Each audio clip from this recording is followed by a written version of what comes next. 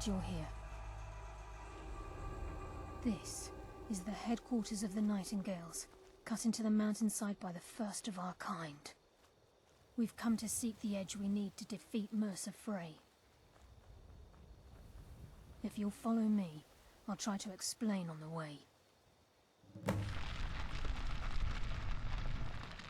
Gallus, Mercer Frey and I were once members of what's known as the Nightingale Trinity. The Trinity disbanded 25 years ago when Mercer Frey betrayed us by slaying Gallus and dumping his body in the ruins of Snowvale Sanctum. Indirectly, the Trinity is usually selected from the ranks of the Guild, although its existence is a closely guarded secret. The Nightingales protect the Temple of Nocturnal, a place known as the Twilight Sepulchre. She's the mistress of night and darkness, and the patron of every thief in Tamriel. Nocturnal isn't one for worship and reverence. There are no priests and no sermons, no services and no alms. She influences our luck, and in return, demands payment.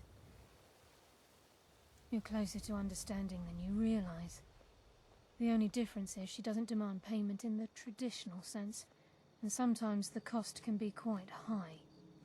Whether you know it or not, Nocturnal dictates how well we perform as rogues. Again, you have to think differently. Haven't you ever noticed how our luck behaves? Like a novice picking an impossible lock, or a blind man suddenly turning to face you as you reach for his pocket. It's through these subtle means that Nocturnal influences us. Nocturnal's whim is the greatest mystery to everyone. There have been volumes written on the subject. Does she exact payment when we die? When we suffer? Does she revel in our misery?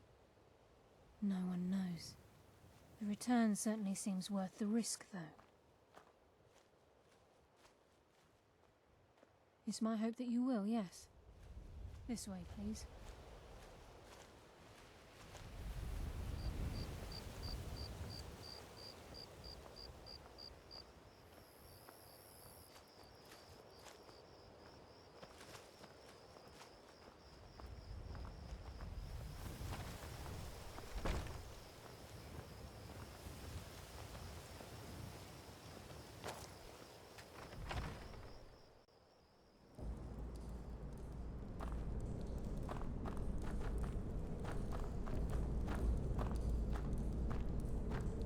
So this is Nightingale Hall. I heard about this place when I joined the guild, but I never believed it existed. The assumption that the Nightingales were just a myth was seeded within the guild on purpose. It helped divert attention from our true nature. What's wrong, Brynjolf? I can almost hear your brow furrowing. I'm trying to understand why I'm here, lass. I'm no priest, and I'm certainly not religious. Why pick me? This isn't about religion, Brynjolf. It's business.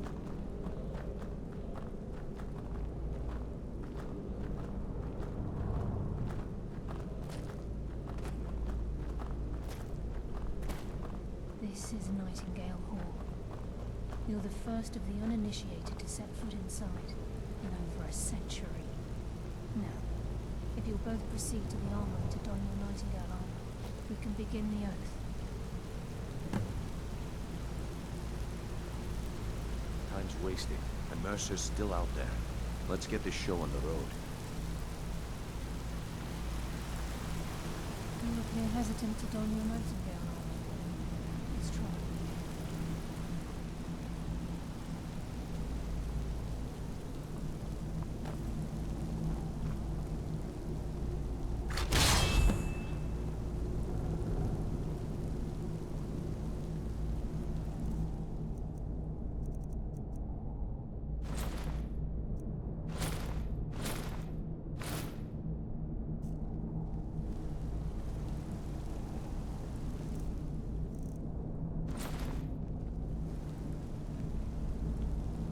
Time's wasting, and Mercer's still out there. Let's get this show on the road. You appear ready for the oath.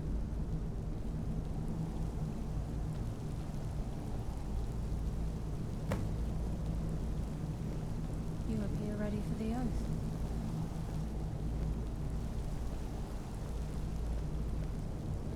You appear ready for the oath.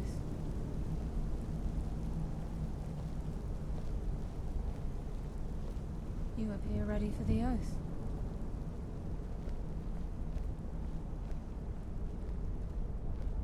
You appear ready for the oath.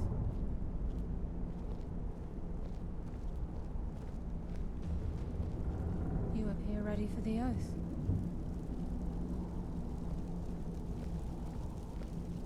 Okay, lass. We've got these get-ups on. Now what? Beyond this gate is the first step in becoming a Nightingale. Whoa there, lass. I appreciate the armor, but becoming a Nightingale? That was never discussed. To hold any hope of defeating Mercer, we must have Nocturnal at our backs. If she's to accept you as one of her own, an arrangement must be struck. What sort of arrangement? I need to know the terms. The terms are quite simple, Brynjolf. Nocturnal will allow you to become a Nightingale and use your abilities for whatever you wish. And in return, both in life and in death, you must serve as a guardian of the Twilight Sepulchre. Aye, there's always a catch. But at this point, I suppose there isn't much to lose. If it means the end of Mercer Frey, you can count me in. What about you?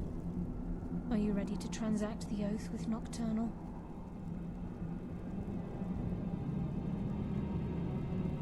By transacting the oath with Nocturnal, you're entering into a business deal. You'll be provided all of the power and knowledge befitting a Nightingale. You're free to use those powers as you see fit, to further your own goals, or the goals of the Thieves' Guild.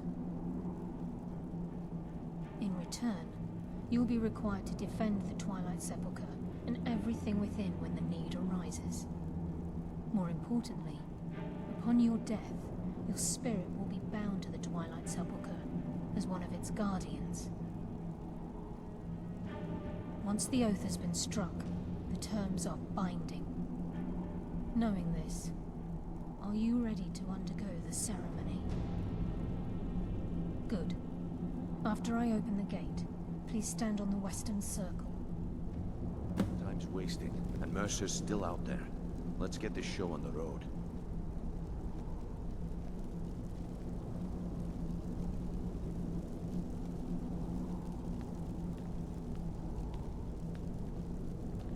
This is enough to make your head spin, eh?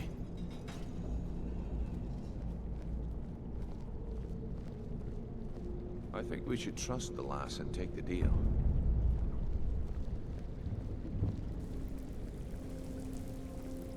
This is enough to make your head spin, eh?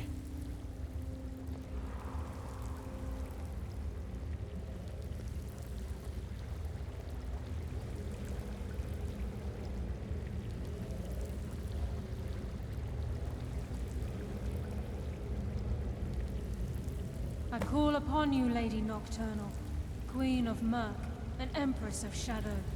Hear my voice. Ah, Carlia. I was wondering when I'd hear from you again. Lose something, did we? My lady, I've come before you to throw myself upon your mercy and to accept responsibility for my failure. You're already mine, Carlia. Your terms were struck long ago. What could you possibly offer me now? I have two others that wish to transact the oath, to serve you both in life and in death. You surprise me, Carlia. This offer is definitely weighted in my favor. My appetite for Mercer's demise exceeds my craving for wealth, Your Grace. Revenge. How interesting. Very well. The conditions are acceptable. You may proceed. Lady Nocturnal, we accept your terms. We dedicate ourselves to you as both your avengers and your sentinels. We will honor our agreement in this life and the next until your conditions have been met. Very well. I name your initiates Nightingale, and I restore your status to the same, Carlisle. And in the future, I'd suggest you refrain from disappointing me again.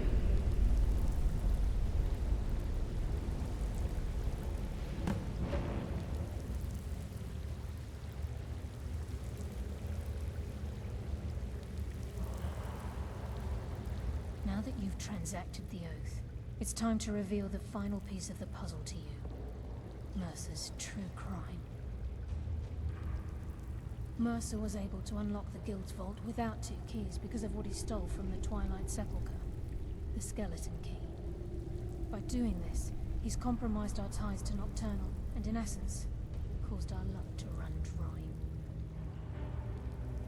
Well, yes, but the key isn't only restricted to physical barriers.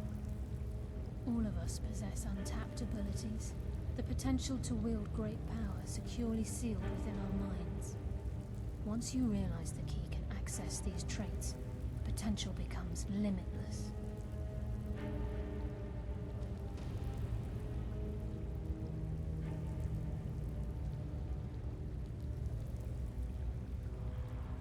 I'm afraid that's impossible. If the key isn't returned to its lock in the Twilight Sepulchre, things will never be the same for the Guild. As time passed, our luck would diminish to the point of non-existence, and whether you know it or not, our uncanny luck defines our trade.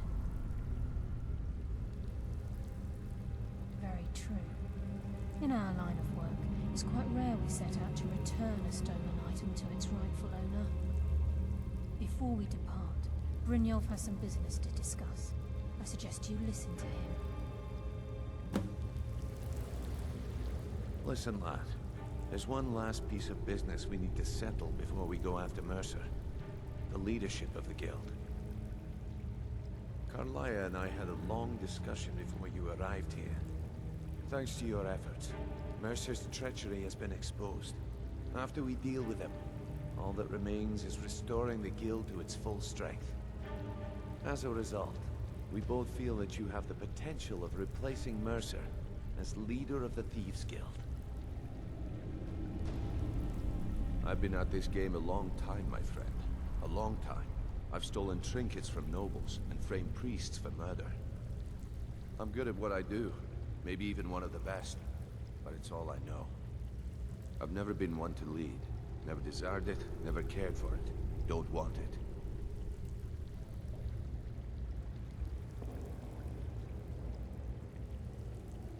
Ha! Spoken like the leader of the Thieves' Guild. Just don't lose yourself in the role. We have a bit of an errand to run before your coronation. Then it's decided. When this is all over and Delvin's contacts assure me that we've regained our footing in Skyrim, we'll handle the details. Until then, we have quite the task ahead. I've been poring over the plans you brought us, and I'm convinced the eyes of the Falmer are in the Dwarven ruins at Erkenthad. Carlia and I will meet you there. Prepare yourself, lad. This will be a fight to remember.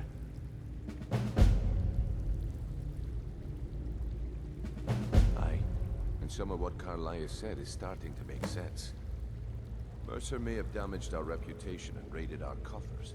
This goes well beyond even his twisted form of larceny. Old Delvin kept calling it a curse, and we all laughed at him. Looks like the joke's on us. If you would have asked me that yesterday, I'd have said no. But now I think our chances have improved. Look, call me crazy if you like, but I trust Carlia. I don't think she'd lead us down a suicidal path. Besides, I'd rather die with some of Mercer's blood on my blade than spend the rest of my life regretting that I ran the other way. Until next we meet, lad.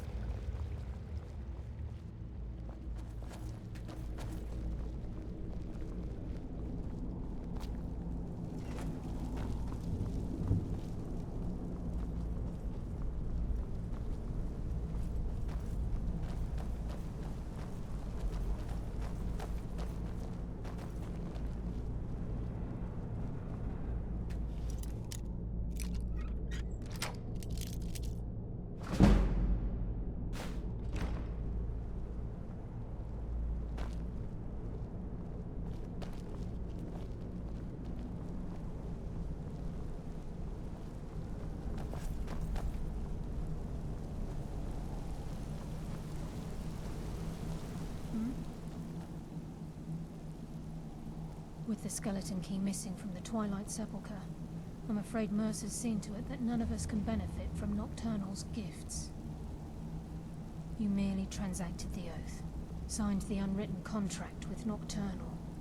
In order for us to receive our abilities, our end of the bargain, I'm afraid the key must be returned. If Nocturnal was truly displeased with me, with any of us, she wouldn't have answered my call. I have no doubt that we still hold her favor, and I believe it gives us enough of an edge to defeat Mercer Frey. Yes. Now that you're in Nightingale, you may consider this your home. You'll find that this place offers many things that will help you in your endeavors, as well as a wealth of information for you to learn. Once the skeleton key has been restored to the Twilight Sepulchre, I'll make this place my home as well. Sorry, lad. I've got important things to do.